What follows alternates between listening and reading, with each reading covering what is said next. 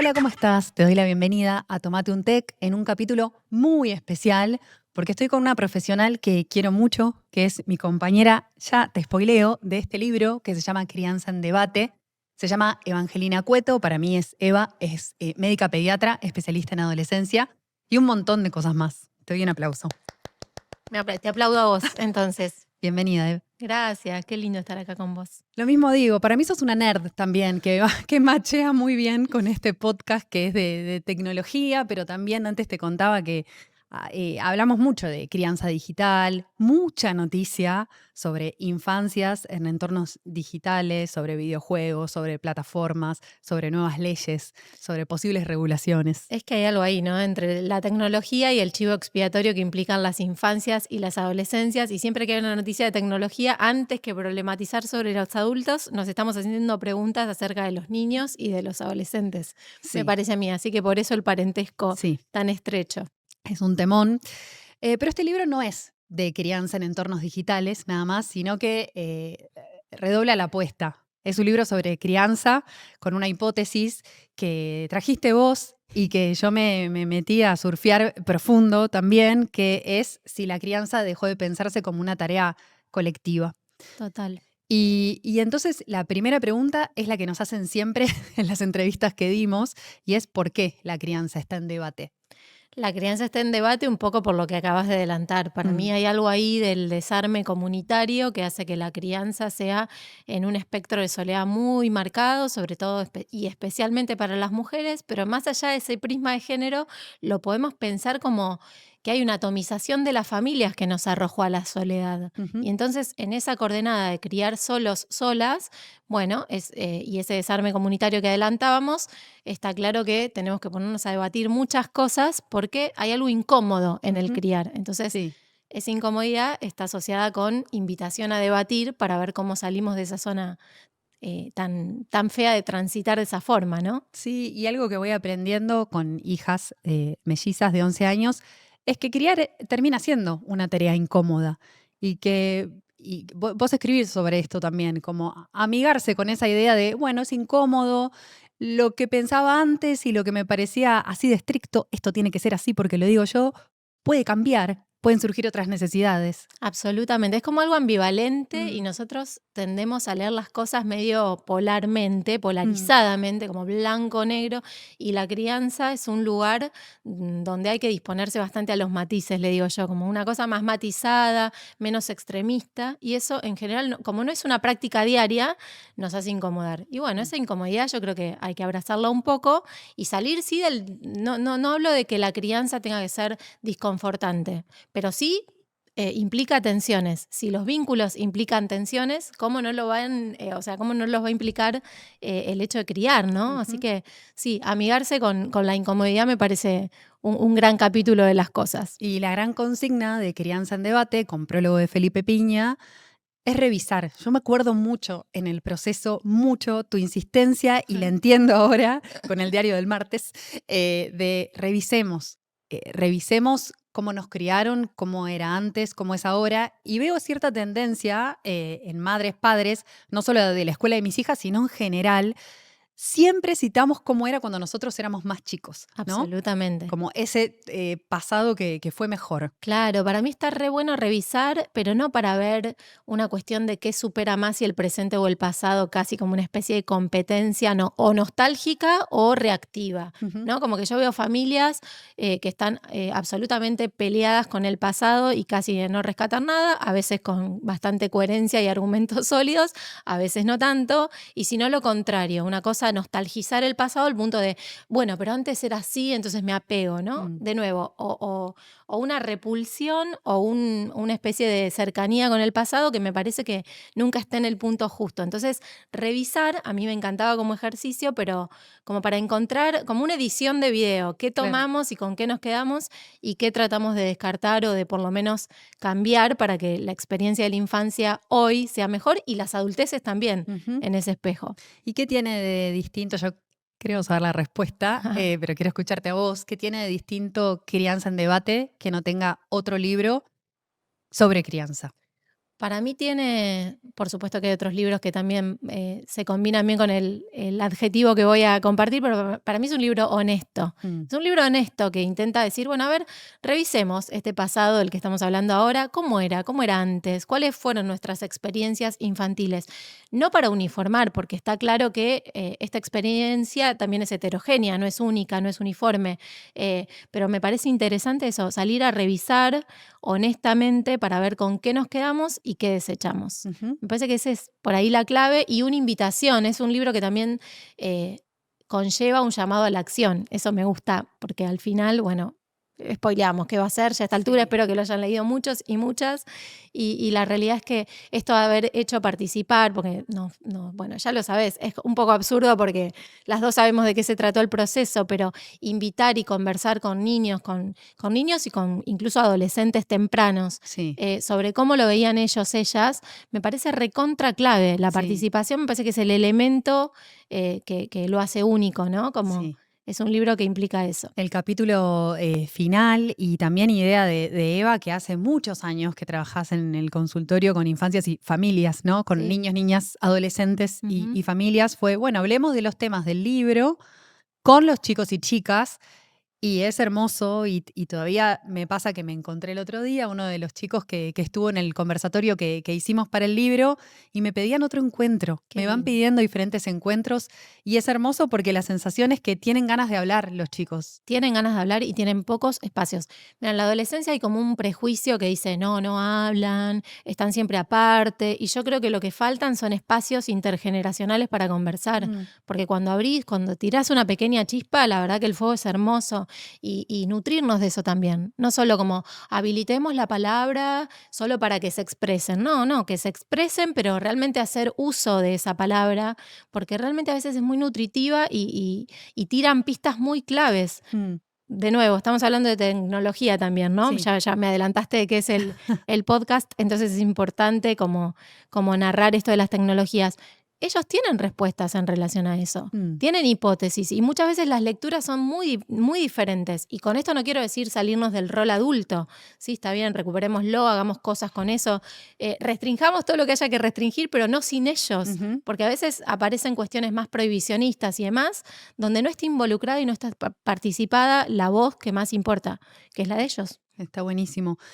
Antes de meternos en algunos temas y noticias de tecnología que quiero conversar con vos vinculado a las infancias, es que me cuentes un poco más sobre el trabajo del libro. Vos decías es un libro honesto y para mí es una buena definición. Es una buena definición, sobre todo por el trabajo. Yo siguiendo a Eva también, de verdad, como tiene una letra divina y son muchos años, casi que yo te leía y te escuchaba hablar, esto que te dicen muchas personas conociéndola de antes, tenía mucha coherencia lo que estaba leyendo y lo que venía escuchando. Y desde acá llegué a pensar que escribir de computación cuántica en algún punto era más cómodo que escribir Gross. de crianza.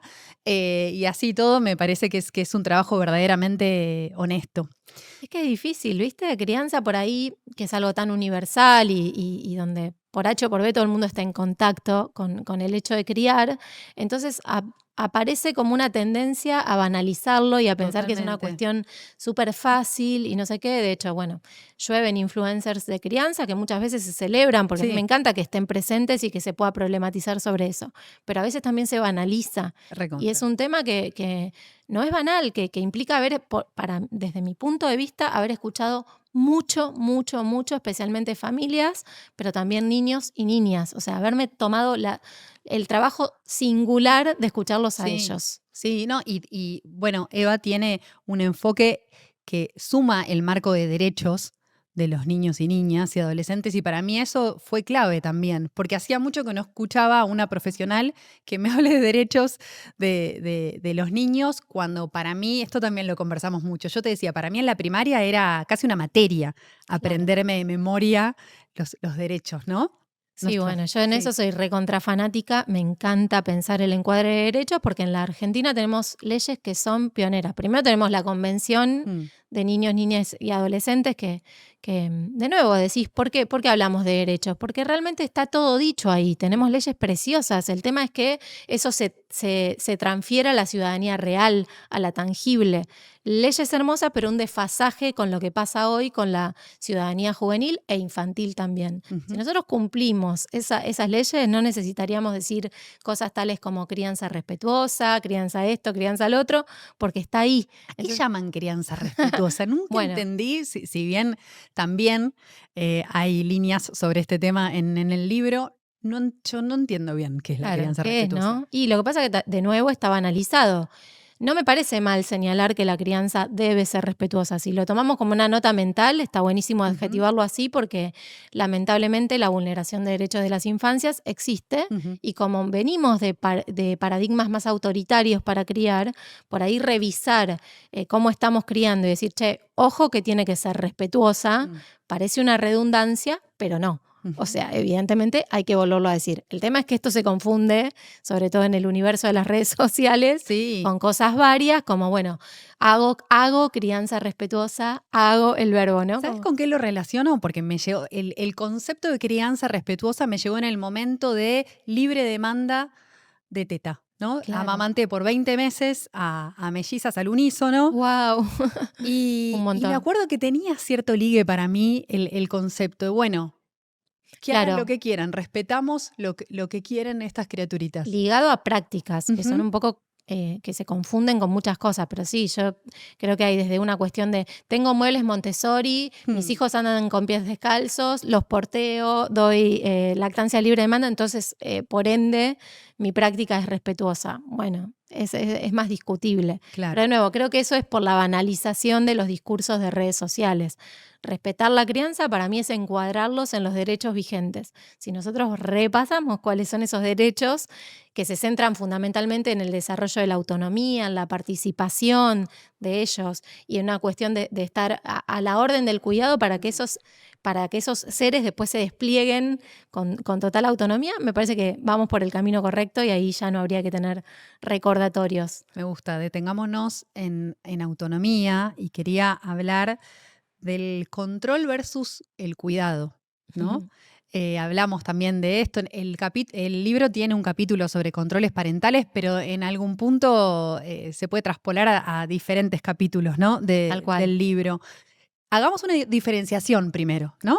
¿Qué es control y qué es el cuidado? Este libro, en ese sentido, lo vuelvo a pensar con lejanía, lejanía, ¿no? Estamos todavía con el lanzamiento muy reciente, pero desde que lo escribimos o desde que lo empezamos a gestar y a pensar, tenía mucho esto de tratar de como discriminar las texturas de cada concepto, ¿no? Y control y cuidado, como vos decís, muchas veces están ahí unidos como la misma cosa y claramente son diferentes. O por lo menos mi pretensión nunca es controlar. El control lo asocio más con taponar, ¿no? Diferente del cuidado que implica ponerme ahí como guía para que ese otro ser se despliegue y crezca, ¿no? Crezca como, irse hacia arriba, pero área así, ¿no? Que se expanda hacia los costados también. Para mí el libro Crianza en Debate invita, de hecho tengo personas que me dicen, lo estoy marcando con flujo, con lápiz, bueno. me hago marcas.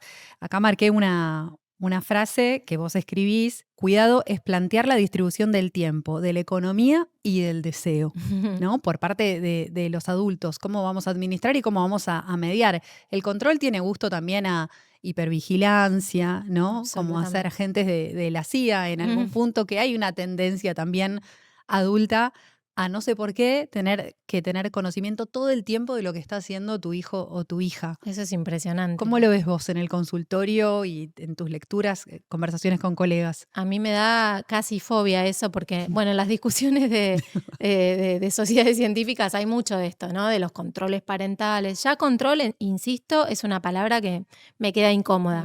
Por más que yo haya invitado a abrazar la incomodidad, también invito antes a revisar conceptos. Yo creo que está muy, muy bueno hablar de cuidado. Para hablar de cuidado no podemos dejar de revisar quiénes estamos llevando adelante las tareas de cuidado, que parece en ciertos nichos una redundancia, pero en ciertos otros es todavía una discusión pendiente. Entonces, volver a fijarnos quiénes estamos llevando adelante las tareas de cuidado y quiénes quedamos extenuadas por eso, quiénes quedamos empobrecidas por eso hay esa frase que mencionaba la economía, Y por ende, ¿cómo va en detrimento todo esto de la calidad de cuidado? Porque podemos cuidar en términos de, bueno, estamos ahí asistiendo, o podemos cuidar con calidad diciendo no solo asistimos, sino que ayudamos a desplegar, que era lo que yo antes representaba con este modo gestual, ¿no? Como, ¿cómo hacemos para que ese otro, en general un hijo o una hija, se expanda, desarrolle su autonomía, pueda ser un ciudadano participativo? Porque yo cuando pienso en la crianza no lo pienso solo en términos de la familia nuclear y del cuidado. Pienso que ahí estamos construyendo ciudadanía, estamos construyendo sociedad. Bueno, Sí. Revisarlo con ese nivel de responsabilidad. Sí, mi sensación subjetiva también y con cierto recorte es que hay mucho miedo en la adultez. Yo también tuve muchos miedos, Sí. tuve muchas incertidumbres y hoy me miro inclusive con ternura de aquella madre primeriza también que fui, las cosas que me planteaba, las cosas que hablaba con madres, padres, pero lo que siento que hay como un miedo que está instalado entre la adultez con respecto a cómo crían a sus hijos. Totalmente. Yo creo que de nuevo nos vamos a tener que abrazar con todas estas emociones tan ambivalentes o por ahí desagradables, porque no creo que una tarea magnánima como la de cuidar, criar, pueda ser sin todo ese disconfort. La Sí. verdad que es eso. Y en un tiempo donde el individualismo prima, donde tenemos que estar espectaculares, tanto mandato en línea contraria con otro tiempo donde la maternidad fue abnegación, parecería que ahora el contramandato de la abnegación es, bueno, mantenerse individuales, activas, productivas, en lo posible divinas y hacer esta tarea bien. Bueno, ¿cómo no vamos a tener temores? Claro. Por lo menos ocultos, más manifiestos en algunos casos, menos manifiestos en otros. Pero bueno, no la tenemos fácil, digamos. No, hablas de hiperproductividad y me voy a la verborragia del chat de mamis. Y Uf. o sea, chat de mamis, bueno, hay papis también que generalmente están un poquito más callados. ¿No? Yo creo que están como agujas en pajares los papis, ya lo hemos conversado. Yo con esto no quiero desdibujar un tiempo que claramente se está modificando y hay cada vez más participación de algunos padres, pero vuelvo a insistir con un concepto que compartimos hace un rato.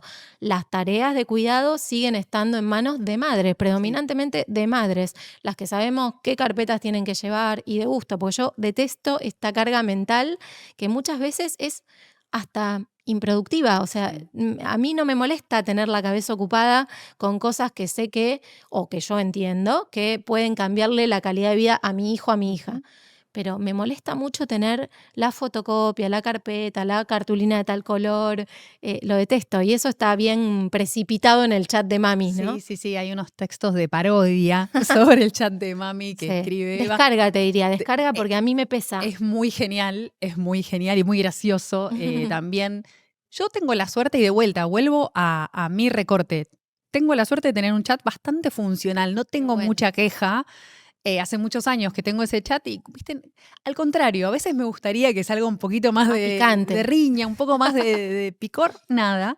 En la página de chat de mamis vos pones o campo minado, chat de mamis, o campo minado o la tiranía de las cosas irrelevantes. Claro, es que hay algo de eso. Es el escenario donde se dramatiza en tiempo real la centralidad del mundo adulto, escribe Eva, y ahí podemos tal vez hablar de adultocentrismo, otro concepto que profundizás mucho en el libro y que para mí no es nuevo, pero lo traes con mucha profundidad.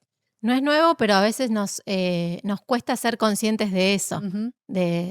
A mí me interesa a partir del feminismo entender dónde yo estoy en una posición de supremacía, que creo que el interés nace de intercambio con amigos, amigas, parejas, varones, donde había que decirles dónde tenían ese privilegio y dónde era necesario tener que cederlo. Frente a esa cosa donde los hombres te decían como, bueno, pero yo, claro. Pero yo, bueno. Entonces yo traté también de hacer ese ejercicio de dónde tengo la supremacía. Y es en muchos lados, o sea, en las relaciones de poder económico y sociocultural, en la etnia. Y después más tarde llega el concepto de adultocentrismo. Yo tengo que ser muy consciente que en relación a los chicos tengo un poder que es físico, en general, hasta que crecen en la adolescencia, y por ende mucha conciencia del uso del cuerpo en relación a cómo me posiciono con un niño, que por supuesto es algo que a mí me queda más más a mano porque la misma práctica de ser pediatra me Claro. enseñó eso, ¿no? Ujú. ¿Cómo yo no intimido con este cuerpo por más que no mida Totalmente. 1,90 y sea Sí, gigante? Porque en relación a un niño tengo esta corporalidad sí. que lo excede. Eso en relación a lo netamente físico. Y después Ujú. muchos matices más. Volviendo al chat de mamis, que era lo que me preguntabas, a mí me parece que ahí se cristaliza ese adultocentrismo porque estamos primero atropellando un campo que podría ser eminentemente infantil. O sea, de la infancia, no infantil por infantil, sino como es de ellos, es de ellas. ¿Qué hacemos ahí Sí. sobreinterviniendo? ¿Cómo no está esa Y pregunta? la muletilla que vos también escribís sobre esto de somos un grupo. ¿Viste? Ah, Es sí. charla, charla, charla. Somos un grupo, Somos un chicas. grupo. ¿No? Como si el lema fuese somos comunidad. Ya comunidad es una palabra que empecé Sí, a distanciar de claro, mí porque no somos comunidad. Y sobre todo porque no puede ser que una comunidad solamente sea virtual, absolutamente. Lo que ¿no? pasa que, de nuevo, en esto de diferenciar conceptos, lo comunitario con estas famosas comunidades de Sí. redes sociales que se precipitan también en el chat de mamis, son una locura, ¿no? ¿Cómo no diferenciamos esas dos cosas? Vivimos sin vida comunitaria real, desde Ujú. mi punto de vista, y estamos sobreabundando en el concepto de que tenemos comunidades virtuales. Sí. Eh, y es medio loco, porque como sea, lo que vuelve a emerger es la soledad. Ujú. Estamos solos o en una especie de ciencia ficción donde estamos todos acompañados. Mm. Que eso no es nuevo para vos que trabajás con todo este universo de la No. tecnología y las redes sociales. No, me gusta un posteo tuyo de ayer, era, bueno, tu hijo se Mm. egresó de séptimo, empieza su mundo en la secundaria y vos ponías, me gustó también, chau chat de mamis, ¿no? Chau. Y después veía también en los comentarios, el estudió un poquito, estoqué para esta conversación, alguien te ponía, pero hoy hay chat de mamis Mirá igual en la que secundaria, mirá que hay, ¿eh? hasta la universidad no paran. Me gusta, ¿por qué marcas ese corte y lo militas también? Lo milito porque obviamente que hay chat de mami, ya tengo una hija en el secundario y ese chat existe, lo tengo archivado. Un saludo a las mamis. ¿Pero están todas las mamis de la división del No sé curso? si tanto hay una quietud y una especie de participación más lógica, pero sin embargo yo sigo pensando cómo es que necesitamos tomar también ese espacio Ujú. o estar en una distancia tan cercana con ese espacio que es, de nuevo, en el caso del secundario, de los adolescentes. Sí. ¿Qué hacemos ahí? Mm. Y después reclamamos, no sé, autonomía, reclamamos responsabilidad, y después vos sos la que está al tanto de cuándo se recibe, no digo una cosa como el boletín, porque entiendo que también sigue habiendo una cuestión de cuidado donde necesitamos estar cerca, pero a mí me encanta que quien medie ese puente con la escuela sea el pibe que va al secundario, ¿no? Que sea otro adulto más. Ujú. Bueno, esa es mi militancia y mi búsqueda. Sí, sí. Como, No, en realidad estás hablando de control. Seguimos hablando de y control sí, y no de cuidado. Si sí. hablamos de control, aparecen los celulares también. Quería traer el tema del primer celular. El otro día te contaba que escribo, es una crónica personal, no deja de ser eso, personal barra profesional. Mis hijas me preguntan cuándo vamos a tener el primer celular. Tienen un celular. Ojo, cada una tiene un celular, Sí, solo falta el chip. sin chip. Entonces, alguna vez yo les dije, bueno, cuando vayan solas a la calle, ya van solas, van a hacer compras, van a comprar Claro, pan.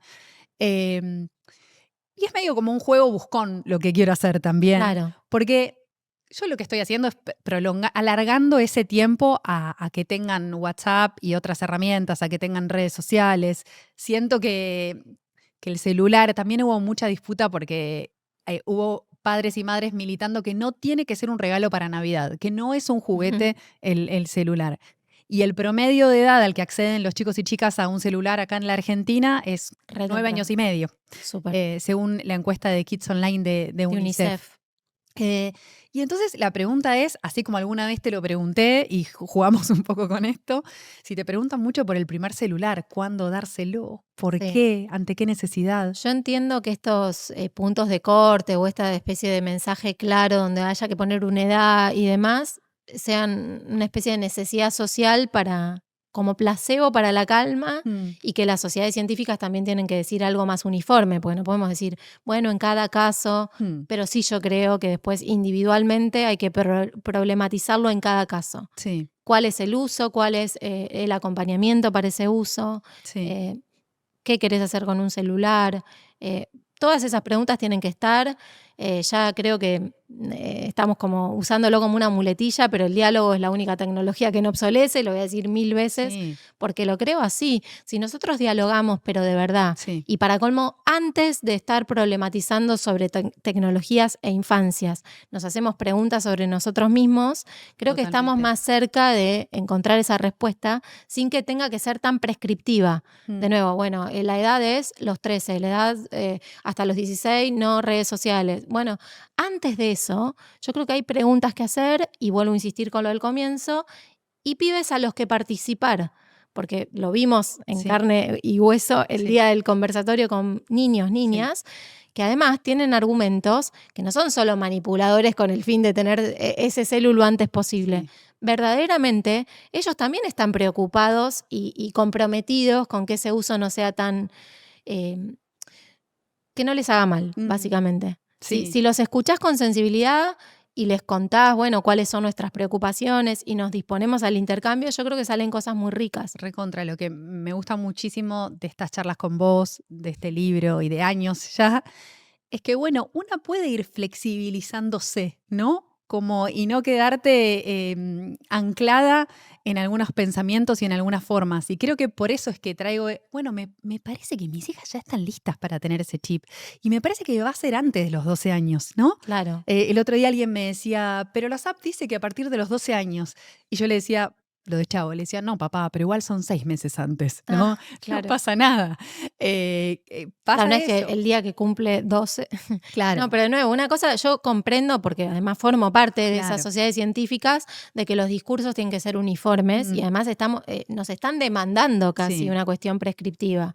Pero más allá de eso, descontracturarlo y entender que cada pibito está en una etapa madurativa por lo menos corridamente diferente del sí, otro y que no son todos una masa uniforme que se comportan de la misma manera. totalmente. Bueno, a partir de ahí y también teniendo el autorreporte de cuánto vamos a poder eh, acompañar ese consumo, esa cuestión tan Desaforada. atropellante y desaforada que implican las redes Sí, sociales, porque no desconocemos tampoco esa parte, sí. ¿no? No estamos romantizando y diciendo, ay, si uno solo acompaña, esto No, está ni a palos. solucionado. No, Pero yo descubrí que con acompañamiento, obviamente que hay días que sale mejor y otros no, hay una respuesta del otro lado y sirve acompañar. A claro. veces pensamos que no sirve y termina sirviendo a largo plazo.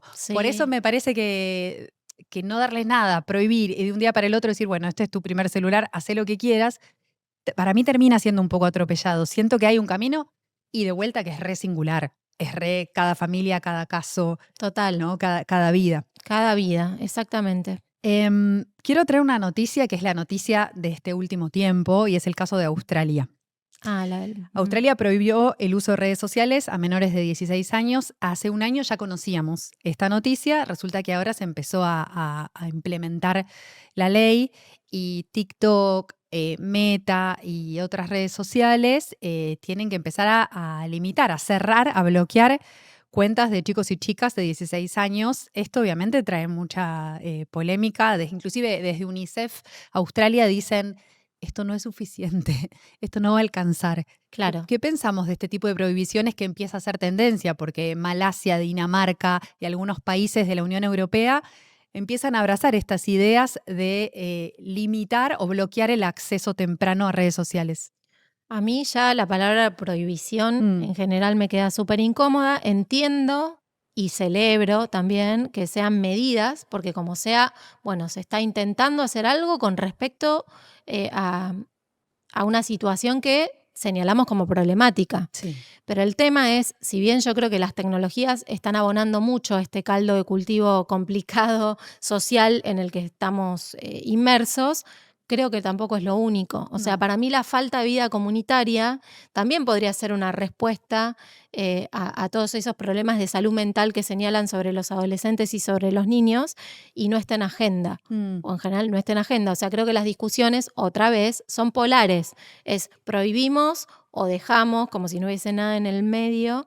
em, y eso me parece que es un poco complicado. Pero aparte porque está comprobado, me lo dijiste un montón de veces, que el contacto físico, no solamente el juego, sino en la adolescencia, estar con pares ahí de forma Obvio. presencial, es muy importante para el desarrollo integral de la salud. Pero además yo esta lectura la tengo más transgeneracional. No hay generación que pueda estar saludable, Mm. porque nos pasa como adultos también, si no compartimos con otros y con otras. Mm. Y eso estamos carentes de eso. Y para colmo con la ficción de que creemos que estamos permanentemente en contacto con otros, Mm. porque estamos chateando o lo que sea, pero bueno, en el universo de la virtualidad.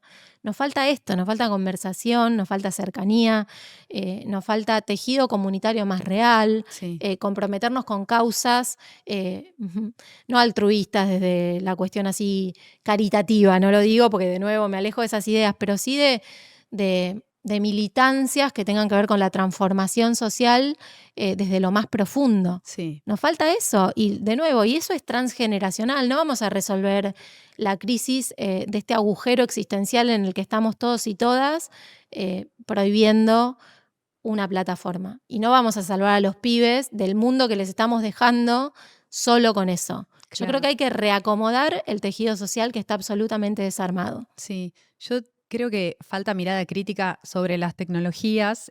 La ministra de Comunicación de Australia hablaba del goteo de dopamina que tienen estas redes sociales, que nos altera a nosotras también Sin como dudas. consumidoras o usuarias, se dice, Ujú. no sé si es el nombre que se da, de las plataformas, pero de verdad que ya casi 2 décadas cubriendo tecnología, y en realidad esta también es una autocrítica para todos los colegas, siempre la tecnología se vio como algo muy banal, ¿no? Claro. Como de una cosa así, Aséptica.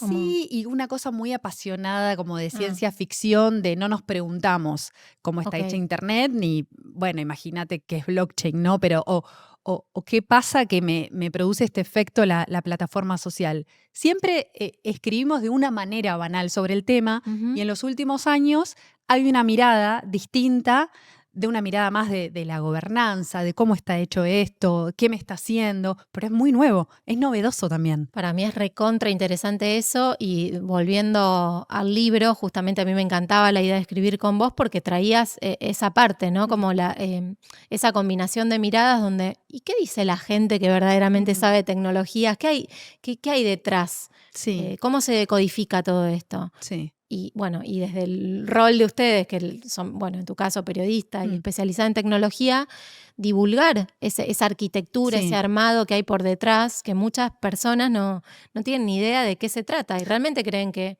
bueno, están consumiendo, porque ya a mí me parece que la palabra usuario tiene que caducar. Somos consumidores, la verdad Sí, que es totalmente. consumo puro y Sí. duro y bastante como a la vieja usanza, Hay te mucha diría. condescendencia, me parece, así como a veces las escuelas pueden ser condescendientes con las familias, con los adultos.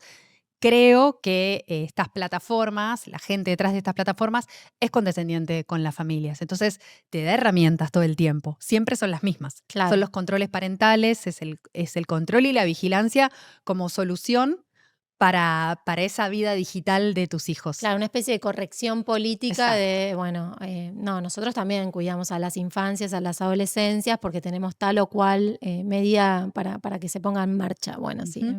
un poco ficción, ¿no? Sí, y después tenemos el caso de Roblox también como otra noticia que pega fuerte en las últimas semanas, que es la prohibición directamente en Chau, escuelas. Roblox. Y eso, de vuelta, alguien me decía, un adulto me decía, yo la verdad no entiendo nada de Roblox, así que prefiero prohibírselo. Y estos son charlas que tengo en la escuela, entre madres y padres. Alguien dijo el otro día, como yo la verdad le prohibí Roblox ahora por todo lo que esto que está pasando. Y ahora está usando un poquito más TikTok. Me dio gracia. Bueno, lindo enroque. Lindo enroque, pero Sí. pasa. Pasa un montón, pero otra vez más, ahí hay un secreto y tiene que ver con la participación. ¿Qué dicen esos pibes en relación a eso?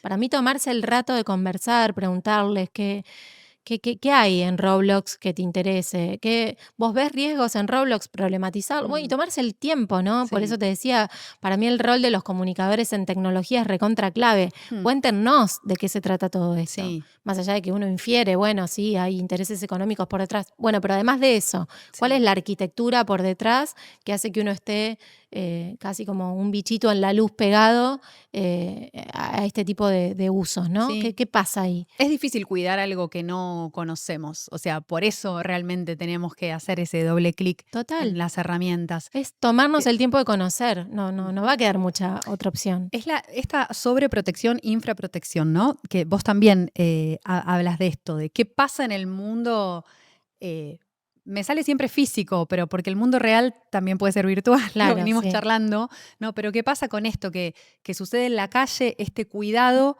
cuando tu hijo o tu hija sale a la calle por primera vez o empieza a andar solo por ahí. ¿Y qué pasa en el mundo virtual?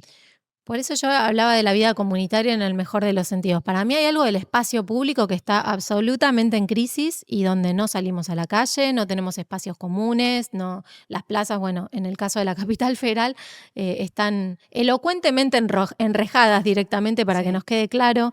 Entonces esa falta de espacio público, de lo común, hace que los pibes, por casi universalmente dentro de la familia, circula esto de no pueden salir solos a la calle. Bueno, ese no salir solos a la calle implica que están en algún lado tienen que estar, sobre todo los adolescentes tempranos. ¿Cuál es el espacio donde no te vigila tu papá y tu mamá? Y en general son las redes sociales, son los juegos, son el ámbito de la virtualidad. Entonces se da esa polaridad donde es calle no porque hay riesgo, si están solos en la calle hay riesgo y entonces los dejamos solos en el universo de lo digital. Ujú. Es re profundo, pero ¿crees que esta ausencia de la vida comunitaria, de la vida en la calle, en las plazas, no sé, en la esquina de tu casa, es consecuencia del consumo extremo de plataformas en Internet? Yo creo que nace antes todavía del consumo en Internet y que tiene que ver con el mega superauge del individualismo, que es el modo al que al capitalismo le resultamos funcionales. Y hay algo de eso, ¿no? Como estamos hiperatomizados, familias chiquitísimas o directamente monoparentales, en micro burbujas que funcionamos desarticuladamente los unos con los otros. Mm, Y eso, bueno, es súper, después primero funcional a una arquitectura capitalista más extendida. Después, este tecnocapitalismo del que se habla tanto, bueno, somos blanco perfecto una vez que estamos así de fragmentados. ok, bueno, pasaría hablando con vos una hora más. Tengo dos preguntas como más ping-pong. Dale. Hablando de tecnología, ¿qué es lo que más te preguntan en el consultorio? Consulta así más tech, vinculado con consumos digitales. En general, bueno, esto, ¿no? ¿A qué edad? Los Mm, padres, las madres están como ávidos de recetas y Nos repetimos en ahí eso yo alguna tengo que vez. decir que no soy la pediatra ideal porque me encanta como devolver la pregunta en el mejor de los sentidos, no devolverla refractariamente y desimplicarme, sino, bueno, pensémosla juntos. Bien. ¿A partir de cuándo? Y está claro, igual cuando digo a partir de cuándo, está clarísimo que en la primera infancia no tiene que estar presente la tecnología como la entendemos hoy, para nada. Ujú. Pantallas te diría cero, en serio, porque Sí, cero o casi cero, porque me sí. parece que es nocivo y ya la evidencia científica es súper robusta en eso, ya no podemos porfiar más. Bien. Bueno, antes de despedirte, les cuento que Crianza en Debate, el libro está en librerías, también en Galerna Web, en Amazon, En en Busca Amazon, Libre, en en España España. también nos pueden encontrar. Y en realidad, si buscas Crianza en Debate en Internet, te van a aparecer un montón de opciones para comprarlo. Hermoso. Es un buen regalo para Navidad. A mí me encantaría que lo compren mucho para Sí. Navidad. Y a mí me gusta mucho regalar libros en Es Navidad. hermoso. Así que invitamos también a todas las personas que están viendo. Y la última, si tuvieses que agregarle hoy un capítulo al libro, a Crianza en Debates, porque quedaron cosas afuera. Un montón, podemos escribir otro libro también. Sí.